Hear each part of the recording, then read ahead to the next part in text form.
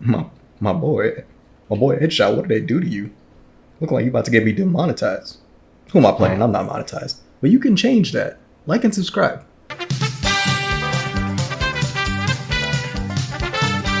Anyway, the boy shot aside, we got 3 chapters of My Hero in a row. It's been a while since I could say that. And again, they dropped that heat. And as I said in my 403 review, it looks like we have the final matches kind of set in place, which is Bakugo versus All For One and Deku versus Shigaraki.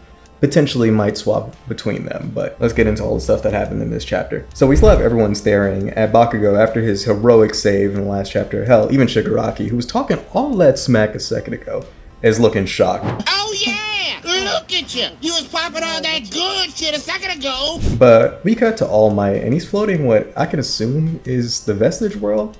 That looks like it lies somewhere between life and death, because it's not like the traditional Vestige world that we're used to with Deku and everyone else. Saw this last time when Bakugo was about to die. Well, technically he did die, but we'll get into that later. But in this Vestige world, we see both Night Eye and All Might, as All Might questions if this wasn't the future that he foresaw. But Night Eye confirms that no, this was indeed the future he had saw, but thanks to the boy Deku and Bakugo, it has been altered because, you know, they are them, or him respectively.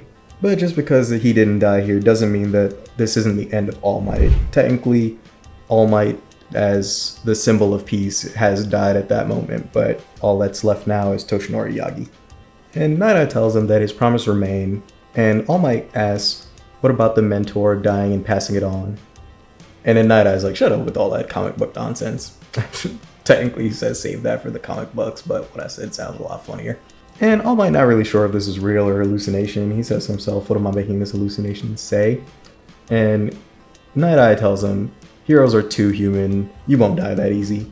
As we cut back to the boy Sparky Sparky Boom Boom coming in with a crash landing, which, Jesus, did you see this landing? They landed like, what, like those tiles are about the same size as them, and they landed like 7 of those. It was like, I don't know math, but like a lot. They've landed pretty far, and All Might is beat up, bro. He could not survive a landing like that. I'm sorry. Like, he was a second ago about to be split open, and now this boy Bakugo just comes grabbing him and just sends him flying into this building. Which, could you imagine that's how he ends? Like, Bakugo is the one that actually kills him by just crash landing horribly into this building. Oh my god, I would have to get my pitchfork. That is crazy. But anyway, horrible crash landing aside, we saw from earlier that various people from around the world was watching this battle, and we actually get to see them again, and we actually do recognize a couple of faces. Like, we actually do see the one guy that was a big fan of Endeavor from that high-end battle, that he's excited. But the 2 noteworthy ones are probably the 2 kids from the Heroes Rising movie, which I guess makes that now canon, which I'm not really surprised it's canon, but it kind of opens up a big can of worms that, like, we're eventually going to have to talk about. So stay tuned for that. Anyway, Bakugo and All Might land, and All Might asks Bakugo if he's okay, because as far as he can remember, I don't think the information was relayed to him that he died, so seeing him in that condition might have been surprising. But Bakugo snaps back with a, yo, shut up, that's my line. And then right after that, he immediately starts coughing up blood like he's in Bleach, which doesn't make his point look any better, that he's okay. But anyway, from all that coughing, we actually see a little string pop out from him. Yeah, oh my lord, is that Edgeshot? Edgeshot, ew. Sorry about that. Anyway, it's Edgeshot. So he pops out to more or less give a big exposition dump on everything that's kind of happened inside Bakugo's body while we've been away. So Edgeshot tells him there's too much blood inside of you, so I made you vomit it out to make you feel better, which I guess thanks.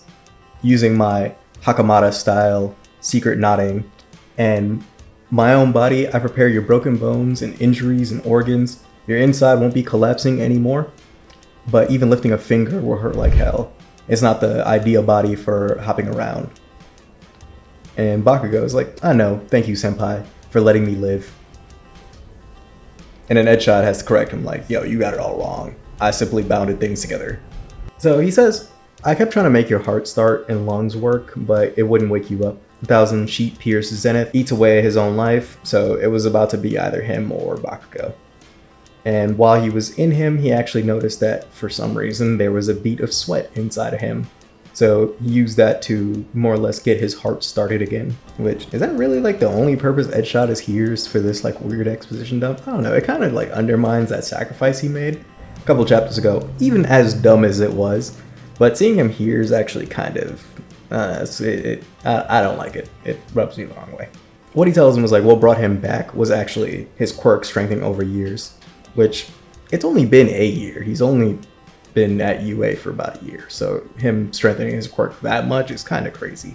Especially since we have a lot of adults who still haven't even awoken their own quirks. Anyway, Bakugo seems appreciative and he starts to walk off, kind of leaving I guess both his mentors just kind of dying there. As he questions who's the shining dude, which, did you not know that before attacking him? Did he literally just wake up and just go straight to action? What if that dude was on their side and he just blew his arms off? Which I guess it's kind of hand waved away because he said he had a gut feeling that it was all for one, but come on now, bro, that makes no sense. But anyway, All Might's still reeling from the effects of Blood Curl, tells Bakugo to give him his arm, and he tells him that it might not work anymore. It could serve as a splint, as he hands over the gauntlet that he was previously using to blow himself up. And he says its name is the Great Explosion Murder God Dynamite, as he hands it over to Bakugo. And for the first time, I think that we've ever seen in the manga, or I think just in general, Bakugo smiles. And I don't like it. It's weird. It feels like it was drawn in last second. It looks so unnatural. But I guess that's kind of the point, because Bakugo doesn't smile. He probably doesn't even know how to actually do it. But the way it comes off is he's kind of pretending or trying to simulate human reactions. I don't know. I just think it looks weird. But AFO over here looking like this meme right here is super pissed that nothing has gone his way. And he kind of reiterates his plan that he needs to get this copy of his quirk over to Shigaraki because he is running out of time. And he stops to think about every single person that has kind of interrupted him in his path of success. And he is pissed.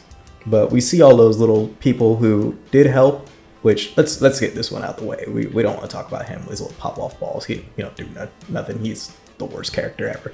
But we see all the other people who did do some really big damage in slowing him down, even if it was just for a second.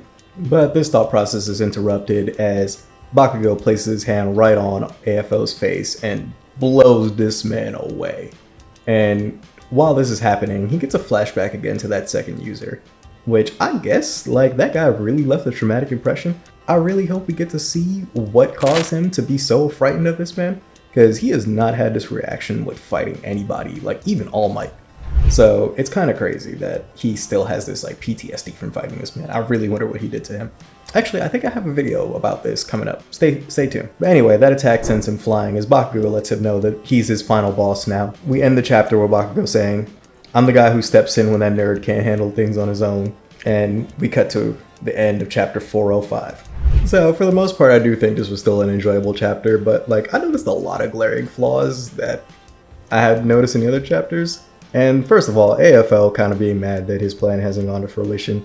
I'm like, dude, this, of all the 500 scenarios you ran, the fact that you didn't give Shigaraki the copy of your quirk forever ago when he was 99% complete is the biggest plot contrivance I've ever seen. And the fact that it seems like Edgeshot survives that whole heart surgery thing after we were explicitly told that he would die from doing this. And I don't like when MHA does that, they did it before with Deku when he was potentially going to break his arms from fighting Shigaraki, just for it to be oh cool, they're fine anyway, they got healed off screen. I don't know, I think if you're going to say something like that, you have to commit to it. And also, I kind of wonder how far they're going to take this whole AFO rewinding thing, because he's pretty young right now. To the fact where even Bakugo is mentioning who's the young guy, or who's the kid.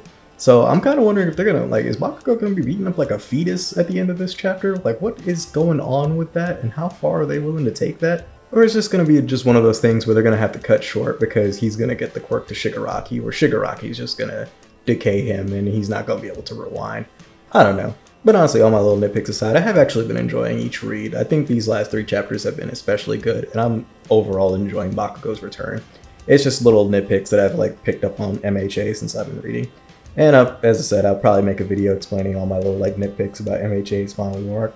Even though I do think overall it's actually been pretty good, it's just been riddled with little mistakes like that. But if I was to rate this chapter, which I think I'm going to start doing at the end of every video, I'd probably give this a 7 out of 10 when it comes to my overall thoughts on the best chapters I've seen in MHA.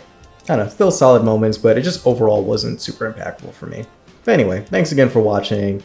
Still more content coming. My computer can't handle all the content that I've been working on.